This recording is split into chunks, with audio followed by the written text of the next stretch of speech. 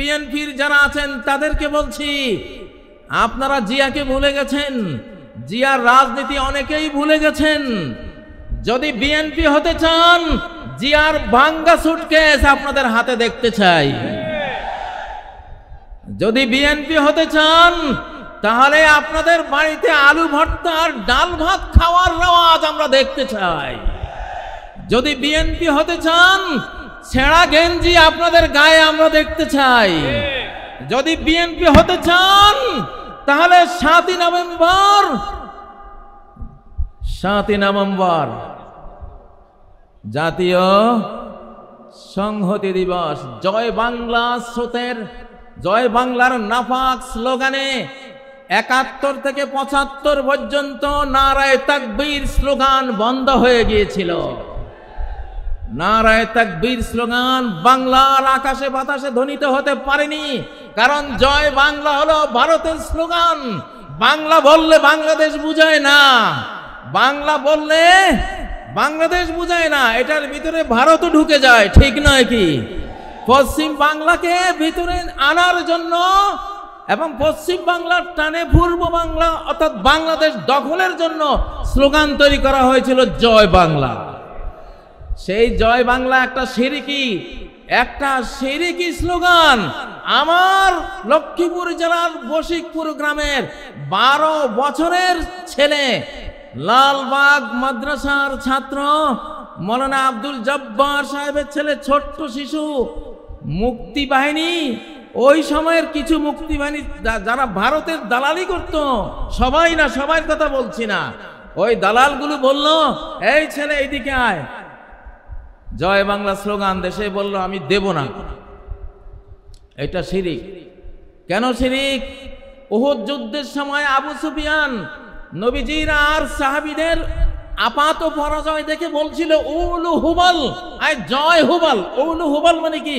হুবাল তাদের মূর্তি, আর উলু মানে জয়, জয় হুবাল। এই জয় কথাটা উলুর বাংলা। উলু, ওরা উলু দেয় না, উলু দেয় না, এই উলু, উলু থেকে উলু দেয়, ওটা মূর্তি পূজা। জয় হুবাল বলেছিল আবু সুফিয়ান। ওমর বললেন, ইয়া রাসূলুল্লাহ আমরা কি বলবো? নবীজি বললেন, তোমরা বলো আল্লাহু আলা ওয়াজাল। তো সেই উলু হুবালেরই অনুবাদ করে জয়, জয়ের সাথে যুক্ত হলো বাংলা জয় বাংলা, একটা শিরকি স্লোগান, ঠিক নয় কি? এই জন্যই আজকে ঘোষণা দিলাম জয় বাংলার দিন শেষ, নারায়ে তাকবীরের বাংলাদেশ। আমি বিএনপিকে বলতে চাই, আপনাদের জিয়া আপনারা জানেন না অনেকেই, আপনাদের জিয়া 7ই নভেম্বর এই স্লোগান 71-এর পরে নতুন করে এই বাংলাদেশকে উপহার দিয়েছিল। অতএব বিএনপিরও স্লোগান হবে নারায়ে তাকবীর, আল্লাহু আকবার, ঠিক নয় কি? আজকে বিএনপির অনেক নেতারাই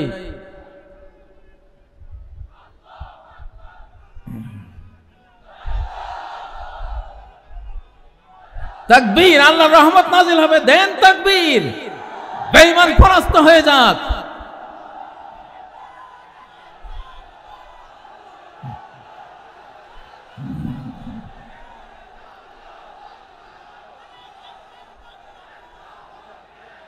নারায়ে তাকবীর, নারায়ে তাকবীর, আল্লাহু আকবার।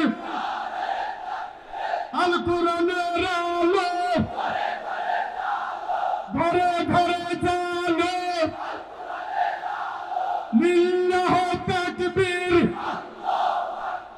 আল্লাহু আকবার। বিপ্লব বিপ্লব, ইসলামী বিপ্লব, ইনশাআল্লাহ। এইবারে 4 নম্বর স্লোগান। এইবারে কত নম্বর? 4 নম্বর স্লোগান, নোটিবাইজির দিন শেষ, বোরকাওয়ালির বাংলাদেশ। নোটিবাইজির দিন শেষ, বোরকাওয়ালির বাংলাদেশ। স্লোগান তুলো না কেন তোমরা যুবকরা? লিল্লাহি তাকবীর। আবার বলছি, এখান থেকে বলো না, নোটিবাইজির দিন শেষ, বোরকাওয়ালির বাংলাদেশ। লটি ভাইজের দিন শেষ, লটি ভাইজের দিন শেষ। নারায়ে তাকবীর, আল্লাহু আকবার। শুনো প্রিয় শ্রোতা মণ্ডলী, এই যে বোরকাওয়ালির বাংলাদেশ, আসলে রাষ্ট্র তৈরি হয় নারী পুরুষের বন্ধন থেকে। নারী পুরুষের বৈধ বন্ধন পরিবার প্রথা। পরিবার দ্বারা নারী পুরুষ একত্রিত হয়, ৫-৭টা মানব শিশু নিয়ে পরিবার তৈরি হয়। কতটা পরিবার নিয়ে একটা বাড়ি তৈরি হয়, কতগুলো বাড়ি নিয়ে একটা গ্রাম তৈরি হয়, কতগুলো গ্রাম নিয়ে একটা ইউনিয়ন তৈরি হয়, কতগুলো ইউনিয়ন নিয়ে কি তৈরি হয়, একটা উপজেলা তৈরি হয়, কতগুলো উপজেলা নিয়ে একটা জেলা তৈরি হয়, কতগুলো জেলা নিয়ে একটা বিভাগ তৈরি হয়, কতগুলো বিভাগ নিয়ে একটা দেশ তৈরি হয়। শুরুটা কোত্থেকে হলো? ওই যে নরনারী থেকে। কোত্থেকে? নরনারীর পরিবার প্রথা থেকে। তোমরা এই, আমি আরেকটা স্লোগান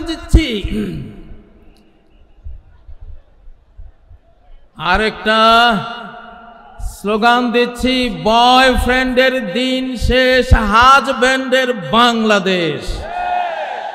বয়ফ্রেন্ডের দিন শেষ, হাজব্যান্ডের বাংলাদেশ। আর যুবকরা মরা নাকি তোমরা? বয়ফ্রেন্ডের দিন শেষ, হাজব্যান্ডের বাংলাদেশ। এই স্লোগান তোলো না তোমরা এখান থেকে। বয়ফ্রেন্ডের দিন শেষ, বাংলাদেশ। বয়ফ্রেন্ডের দিন শেষ, বয়ফ্রেন্ডের দিন শেষ। নারায়ে তাকবীর, আল্লাহু আকবার। আমাদের বিগত এক ফ্যাসিবাদী মুদিকে বয়ফ্রেন্ড বানিয়েছিল। আস্তাগফিরুল্লাহ। এইটা মানে সেইটা, বয়ফ্রেন্ডের দিন শেষ। বয়ফ্রেন্ডকে, ১ নম্বর বয়ফ্রেন্ডকে আমি নাম নেওয়ার দরকার নেই আর। বুঝছো তো তোমরা? বুঝছো তো তোমরা? বয়ফ্রেন্ডের দিন শেষ, হাজব্যান্ডের বাংলাদেশ। বলছি পরিবার প্রথা ভাঙলে বাংলাদেশ ভেঙে যাবে, আর পরিবার অটুট থাকলে বাংলাদেশ অটুট থাকবে। এটা কোরআনের থিওরি। পৃথিবীতে কোনো ফাদারল্যান্ড নাই, পৃথিবীতে আছে মাদারল্যান্ড। কি আছে? মাদারল্যান্ড। মা তৈরি হয় পরিবারে। কোথায়? স্ত্রী হয়, তারপরে কি হয়? মা হয়। তাহলে মাদারল্যান্ড মানে হলো স্বামী স্ত্রীর ল্যান্ড। কিসের ল্যান্ড? অর্থাৎ এটা আধ্যাত্মিক সূত্র দিলাম তোমাদেরকে, খবরদার কেউ অবৈধ কোনো বয়ফ্রেন্ড গার্লফ্রেন্ড কালচারে যাবে না, তাহলে বাংলাদেশ টিকবে না, টিকবে না, টিকবে না বললাম। নিজের দেশ নিজেরা ধ্বংস করো না। তোমরা হাজবেন্ড হও। হাজবন এটা আরবি শব্দ। হাজবন মানে হলো আবৃত রাখা, পর্দাবৃতা রাখা, ডেকে রাখা, সুরক্ষিত রাখা। অনেক হাজার হাজার ইংরেজি শব্দ আরবি থেকে এসেছে, যেমন উড। উড মানে কি? কাঠ। এটা উদন আরবি শব্দ। আর্থ মানে পৃথিবী, আর্দন পৃথিবী, ওই ওখান থেকে আসছে আর্থ। অল, আলহামদু, অল হাম, আল থেকে অল। তো হাজব্যান্ড এটা হাজাব আরবি শব্দ মানে হিজাব করা। কি করা? হিজাব করা। নারীদের ঢাকা মানে রাষ্ট্রকে ঢাকা। নারীদেরকে নিরাপত্তা দেয়া মানে রাষ্ট্রকে নিরাপত্তা দেয়া। মাকে সেফ রাখা মানে রাষ্ট্রকে সেফ রাখা। মাকে সেফ রাখতে হলে আমাদের লাগবে পরিবার। কি লাগবে? কি লাগবে? পরিবার। আল্লাহকে সাক্ষী রেখে খতিব সাহেবকে ডেকে এনে মেয়ের পিতা, ছেলের পিতা, অ্যারেঞ্জড ম্যারেজের মাধ্যমে আমরা পরিবার গড়ব আর বাংলাদেশকে রক্ষা করব। এই জন্য আবার দিচ্ছি, বয়ফ্রেন্ডের দিন শেষ, হাজব্যান্ডের বাংলাদেশ। আরেকটা স্লোগানের সাথে, দাস দাসীর দিন শেষ, স্বাধীন চেতার বাংলাদেশ। দাস দাসীর দিন শেষ, স্বাধীন চেতার বাংলাদেশ। নত জানুর দিন শেষ, বীর বিদ্রোহীর বাংলাদেশ। আমাদের আগের সরকারগুলি ছিল খালি জি হুজুর জি হুজুর, কেউ আসলে জি হুজুর করছে, ঠিক না? আমরা কি এখনো চাই আমাদের সরকারের কেউ এই ভারতের সামনে জি হুজুর করুক? চান? বরং ভারতের কেউ আসলে নজরুলের অগ্নি বীণা পড়া দরকার, নজরুলের বিষের বাঁশি পড়া দরকার, নজরুলের কি চির বিদ্রোহী সেই কবিতা পড়া দরকার, ঠিক না?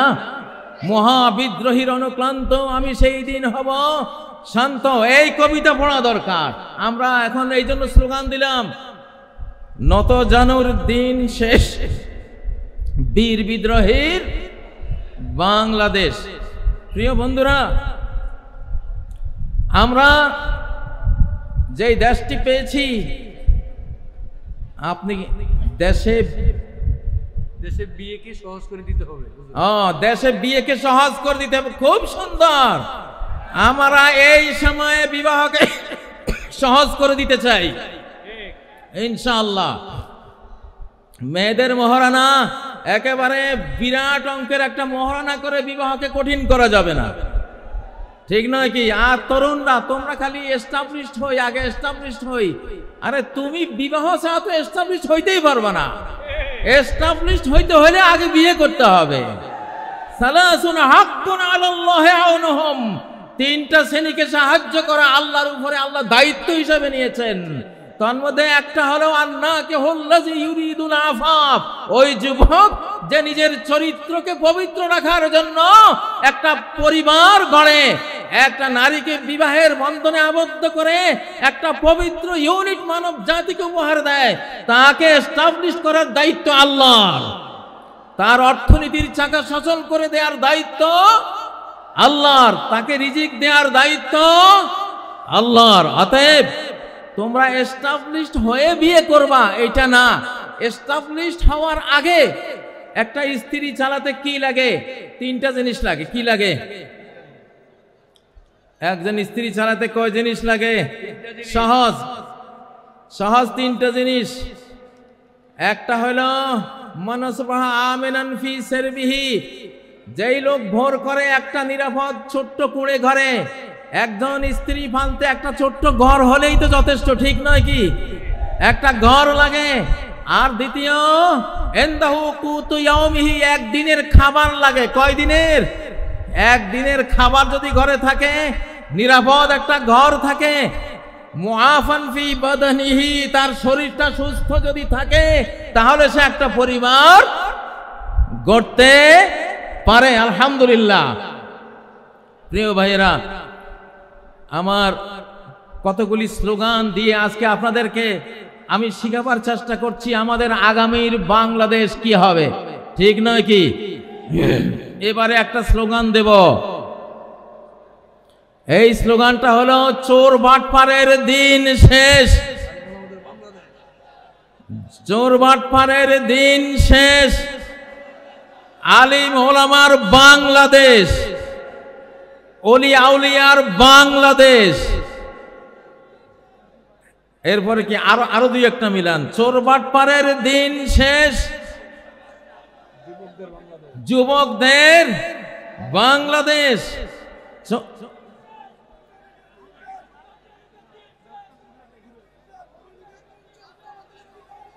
হ্যাঁ, ঠিক আছে ইনশাআল্লাহ। আমি একটা ঘোষণা দেব। আমি এই জামাতে ইসলামী আর ছাত্র শিবিরকে আমি নাম দিয়েছি বাংলাদেশের ফিনান্সিয়াল অলি আউলিয়া। আমার শিবিরের ছেলেরা, আমি ছাত্র দল যারা আছো, অন্যান্য দল আছো, বিএনপির কথা বলেছি নাকি বলি নাই? প্রেসিডেন্ট জিয়ার সাথে আমি 3 দিন কাটিয়েছিলাম হেজবুল বাহার সফরে। 11 তলা যে জাহাজটা ছিল চিটাগাং, এখানে এসেছিলাম 1981 সালের 19, 20, 21 জানুয়ারি। প্রেসিডেন্ট জিয়া সারা বাংলাদেশে যারা বোর্ড পরীক্ষায় ফার্স্ট, সেকেন্ড, থার্ড অর্থাৎ মেধা তালিকায় নাম ছিল, এদেরকে দাওয়াত দিয়েছিলেন। আমি তখন ফাজিল ডিগ্রি পরীক্ষায় আমি ফার্স্ট ক্লাস ফার্স্ট ছিলাম লক্ষ্মীপুর থেকে।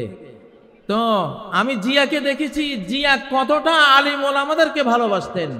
হেজবুল বাহারে প্রথম যে বৈঠকটা উনি করেছিলেন, প্রথম বৈঠকে প্রেসিডেন্ট জিয়া বলেছিলেন আমার মৌলভী সাহেবরা কোথায়। উনি মাইক নিয়ে বিসমিল্লাহির রহমানির রহিম বলে এই কথা বলেছিলেন, আমার মৌলভী সাহেবরা কোথায়। আমরা জানলাম যে আমরা আছি, আমরা 14 জন ছিলাম।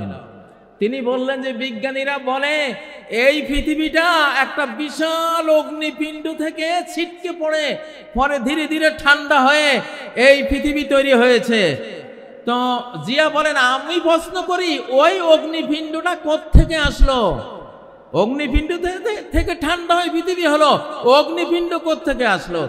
তিনি বলেন যে এটার জবাব বিজ্ঞানীরা দিতে পারে নাই, এটার জবাব দিয়েছে আমার মৌলভী সাহেবরা। জিয়া বলতেছে মৌলভী সাহেবরা আপনারা কি উত্তর দিয়েছিলেন? আমি দাঁড়িয়েছিলাম যে আমরা উত্তর দিয়েছিলাম খালাকাস সামাওয়াতি ওয়াল আরদ, আসমান জমিন কে সৃষ্টি করেছেন?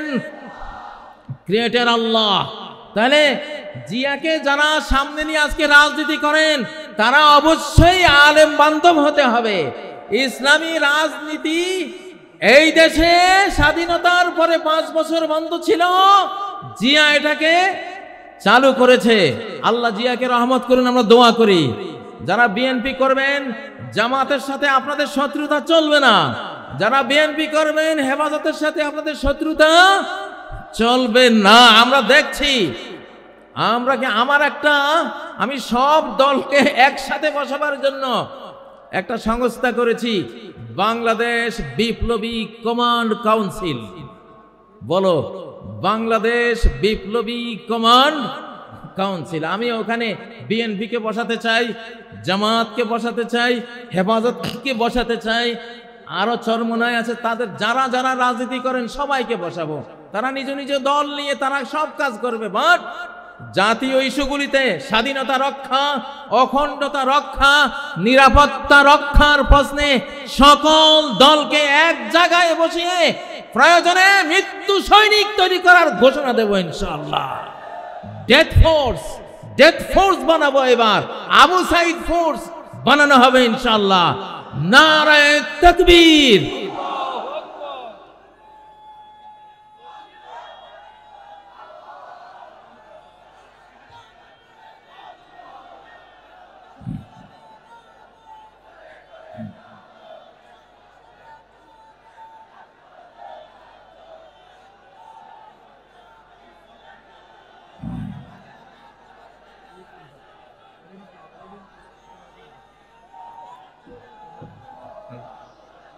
এখান থেকে একটা স্লোগান দাও না, তাকবীর দাও। যুবক তোমাদের কাজ হলো যুদ্ধ। তাকবীর, নারায়ে তাকবীর, আল্লাহু আকবার। বিপ্লব বিপ্লব, ইসলামী বিপ্লব। মুফতি কাজী ইব্রাহিম জিন্দাবাদ জিন্দাবাদ। নারায়ে তাকবীর, আল্লাহু আকবার। আমার ভাইয়ের রক্ত, শহীদদের রক্ত, ওয়াসিম ভাইয়ের রক্ত, আবু সাইদের রক্ত। আজকের এই জনসমুদ্রকে বলছি ইনশাআল্লাহ আগামী বাংলাদেশ বিশ্বের 1 নম্বর একটা দেশ আমরা বানাতে চাই। সেই জন্য আমাদের 2টা বিপ্লব লাগবে। কয়টা? একটা হলো ফুড রেভলিউশন, খাদ্য বিপ্লব। একটা কি? খাদ্য বিপ্লব। আর আরেকটা কি? নিরাপত্তা বিপ্লব, সেফটি রেভলিউশন। আল্লাহ তাআলা বিশ্ব রাজনীতি সূরা কুরাইশের একটা আয়াতে শেষ করে দিয়েছেন।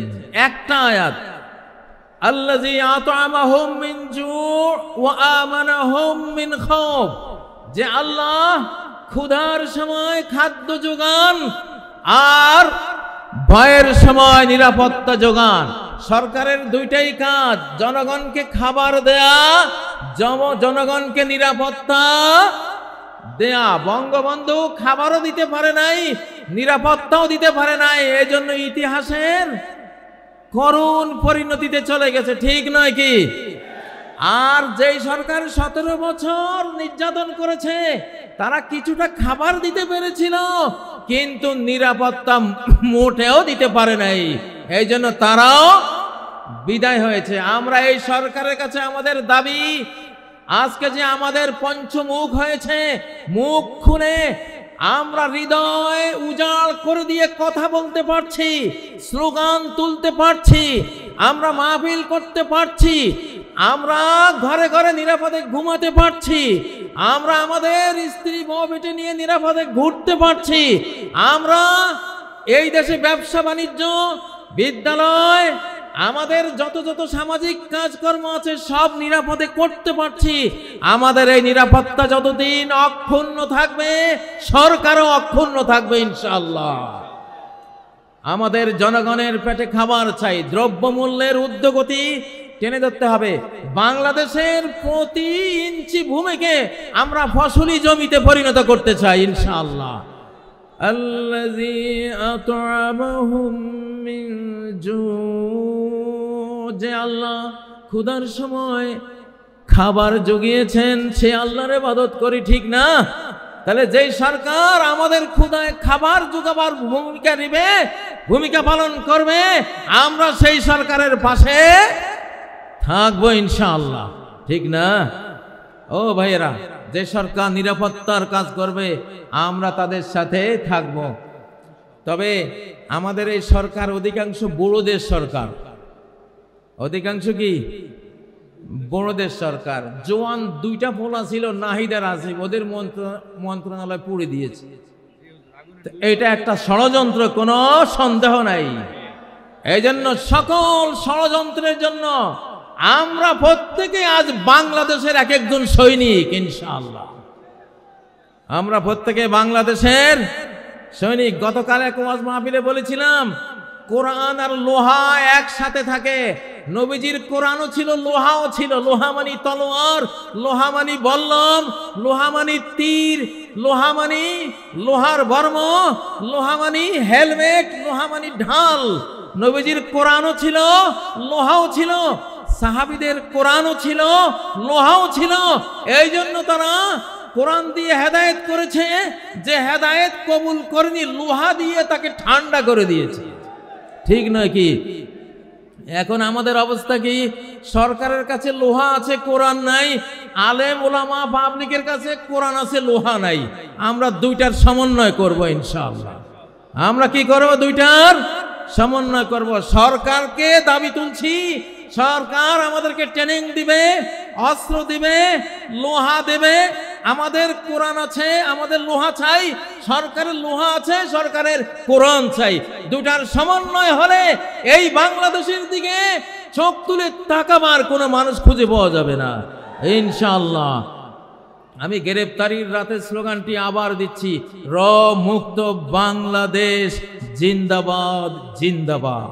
বলো, র মুক্ত বাংলাদেশ জিন্দাবাদ জিন্দাবাদ। এই স্লোগানটা দরকার আছে না নাই?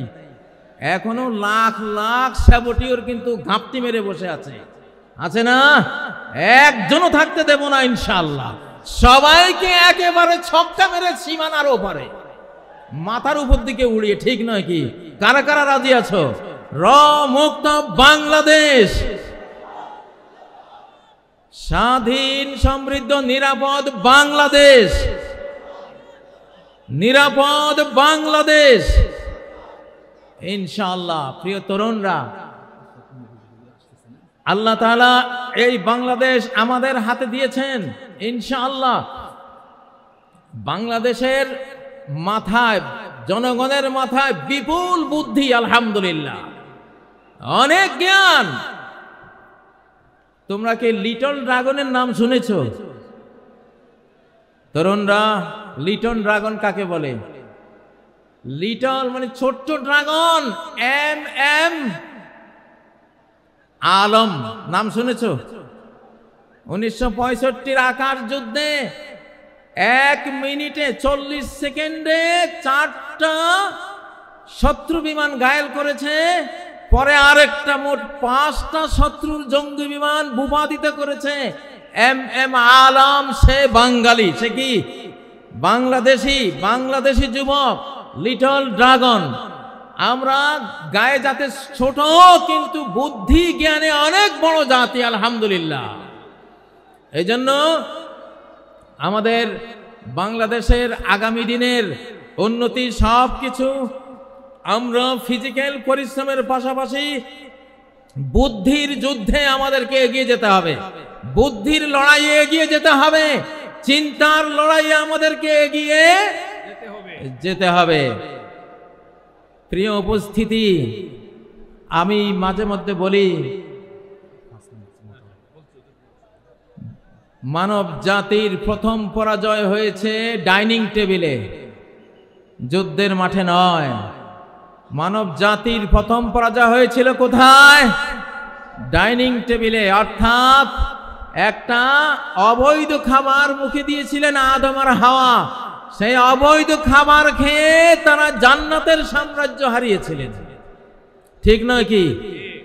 এই জন্য যুবকরা, বর্তমান যে পৃথিবী, এই পৃথিবীর ফুড মাফিয়া, যারা ফুড মাফিয়া, সমস্ত খাদ্য মাফিয়াদের হাতে, কর্পোরেট কোম্পানিদের হাতে, সমস্ত বীজ মাফিয়াদের হাতে। আজকে এটা একটা বিরাট বিষয় যে আমরা কি খাচ্ছি, কি খাবো। আমি পরামর্শ দেব, যেই পশুটা চলতে জানে না নিজে, হাঁটতে জানে না নিজে, ফার্মের মুরগি যেটা 1 হাত বেড়া ডিঙ্গিয়ে উড়াবার ক্ষমতা রাখে না, অ্যাবনর্মাল মুরগি, নিজেই অ্যাবনর্মাল অসুস্থ মুরগি, এই গোদা মুরগি যারা খাও, তোমরা কি যুদ্ধটা করবা বাংলাদেশের জন্য? হ্যাঁ, দেশি মুরগি, আল্লাহর মুরগি খাবা। আল্লাহর মুরগি যেখানে মানুষের হাত পড়ে নাই, এইটা মোটরসাইকেলের নিচে পড়ে মুরগির মাথা ছিন্ন হয়ে গেছে, তারপরও উড়াল দিয়ে 2-3 একর পার হয়ে গিয়ে পড়ছে। ক্ষমতাটা কি? মাথা চলে যাওয়ার পরেও উড়ে। এটা হলো আল্লাহর মুরগির ক্ষমতা, ঠিক না? তো আমাদের খাদ্য যদি মানব জাতির পরাজয় ডাইনিং টেবিলে হয়ে থাকে, আমাদের ডাইনিং টেবিলে ওই খাবার আনবো যেই খাবার ডাইরেক্ট আল্লাহর তৈরি, মানুষের কোনো, শয়তানের কোনো কারুকার্য সেখানে পড়ে নাই, চেঞ্জ করে নাই, চেঞ্জ ফুড বানাতে পারে নাই। আমরা সেই খাবার খাবো ইনশাআল্লাহ। সূরা আন-নিসার 119 নম্বর আয়াতে আল্লাহ তথ্য দিয়েছেন। ইবলিস কসম করেছিল, ওয়ালা আমুরান্নাহুম ফালা ইউগাইয়িরুন্না খালকাল্লাহ, আমি মানব জাতিকে কমান্ড করে করে আল্লাহর সৃষ্টিকে আমি সব পরিবর্তন করে দেব। সেই চেঞ্জ, পরিবর্তিত খাদ্য পানীয় এসব খেয়ে তারা ফিজিক্যালি ধ্বংস হবে, মেন্টালি ধ্বংস হবে, তারা স্পিরিচুয়াল, আধ্যাত্মিক ভাবে ধ্বংস হবে, চিন্তা চেতনায় ধ্বংস হবে। এইভাবে সর্বনাশ করব। এই জন্য শিশুদেরকে, নারীদেরকে এবং আমাদের নিজেদেরকে আমরা কি খাওয়াচ্ছি, আমাদের খাদ্য টেবিলে নজর দেয়া, এইটা আমাদের 1 নাম্বার কর্মসূচির মধ্যে রাখতে হবে ইনশাআল্লাহ। প্রিয় উপস্থিতি, ডক্টর মিজানুর রহমান আজহারি ইনশাআল্লাহ তিনি আসবেন বাংলাদেশে, প্রথম তিনি আসছেন। আমিও তাকে উৎসাহ জুগিয়েছি যে আমি তো এসে গেছি, তুমি আসো ইনশাআল্লাহ, আমরা একসাথে লড়াই করব। তোমরা যুবকদের আইকন ডক্টর আজহারি সাহেব আসবেন ইনশাআল্লাহ, তোমরা মন প্রাণ খুলে ওয়াজ শুনবা। এখন আমরা তো 60 পার হয়ে গেছি, এখন পৃথিবীটা আমাদের না, পৃথিবীটা তোমাদের। তোমাদের সৌভাগ্য যে আন্দোলন সফল করতে হলে নবীনদের আবেগ উচ্ছ্বাসের সাথে প্রবীণদের অভিজ্ঞতা, এক্সপেরিয়েন্স সংযুক্ত হতে হয়। সেজন্য আমরা যারা প্রবীণ, আমরা তোমাদের সাথে থাকবো ইনশাআল্লাহ। আর তোমাদের নবীন যারা আইকন আছে, তোমরা তাদেরকে নিয়ে একটা সুন্দর, একটা সোনার, নিরাপদ, স্বাধীন, সমৃদ্ধ দেশ গড়ে আমাদেরকে উপহার দেবে। আল্লাহ তোমাদেরকে তৌফিক দেন। আল্লাহ তোমাদেরকে সেই জন্য জ্ঞান বুদ্ধি বাড়িয়ে দিন। আল্লাহ তোমাদেরকে সর্বপ্রকারের ফিজিক্যাল, স্পিরিচুয়াল, মেন্টাল, কালচারাল এবং ধর্মীয় যত যোগ্যতা লাগে সব যোগ্যতা আল্লাহ তোমাদেরকে দান করেন। আজকের এই মাহফিলকে আল্লাহ সফল করেন। যেই মরহুম মৌলানা শহীদুল্লাহ স্মৃতি সংসদের আয়োজনে আজকের এই আয়োজন, আল্লাহ তার কবরকে জান্নাতের বাগানে পরিণত করুন। তার আমলনামায় আজকের প্রতিটি বর্ণের সওয়াব আল্লাহ পৌঁছে দিন। প্রতিটি শ্রোতা, প্রতিটি বক্তার এই কষ্টার্জিত মাহফিলে আল্লাহর যত রহমত, অনুগ্রহ, ফজল করম বর্ষিত হবে, আল্লাহ তাআলা মৌলানা শহীদুল্লাহকে এটি দান করেন। তারই ছেলে নেয়ামতুল্লাহ ভাইয়ের আয়োজনে এত বিশাল একটি আয়োজন তোমরা পেয়েছো। নেয়ামতুল্লাহ ভাইকেও আল্লাহ নেয়ামত দিয়ে ভরপুর করে দিন। আমাদেরকেও অংশীদারিত্বে রাখুন, আমাদেরকেও নেয়ামত দিয়ে পরিপূর্ণ করুন। সারা বাংলাদেশে যদি খাদ্যের ঘাটতি হয়, মান্না সালওয়া দিয়ে আল্লাহ তাআলা ঘাটতি পূরণ করে দিন। যদি নিরাপত্তার অভাব হয়, আমাদের নিরাপত্তা বাহিনীর শক্তির অভাব হয়, তাহলে অ্যাঞ্জেল ফোর্স, ফেরেশতা বাহিনী দিয়ে আল্লাহ আমাদের নিরাপত্তা পুষিয়ে দেন, আমাদের নিরাপত্তার ঘাটতি পূরণ করে দেন।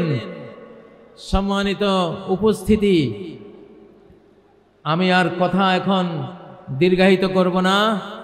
আল্লাহ তাআলার প্রশংসা করে আপনাদের কাছ থেকে বিদায় নিচ্ছি। জসিমউদ্দিন রহমানী সাহেব আসছেন, তিনি পরবর্তীতে আপনাদের সামনে কথা বলবেন। তিনি সম্ভবত চলে আসছেন। তিনি আমার সাথে, আমি যেই মজলিসে আপনাদের সাথে সাথী হয়েছি, ছোট্ট একখানি দোয়া বলে শেষ করব। সুবহানাকাল্লাহুম্মা, আমার সাথে পড়ুন, সুবহানাকাল্লাহুম্মা ওয়া বিহামদিক আশহাদু আল্লা ইলাহা ইল্লা আনত আস্তাগফিরুকা ওয়া আতুবু ইলাইক। আবার বলছি, সুবহানাকাল্লাহুম্মা ওয়া বিহামদিক আশহাদু আল্লা ইলাহা ইল্লা আনত আস্তাগফিরুকা ওয়া আতুবু ইলাইক। ওয়াসসালামু আলাইকুম ওয়া রাহমাতুল্লাহি ওয়া বারাকাতুহু।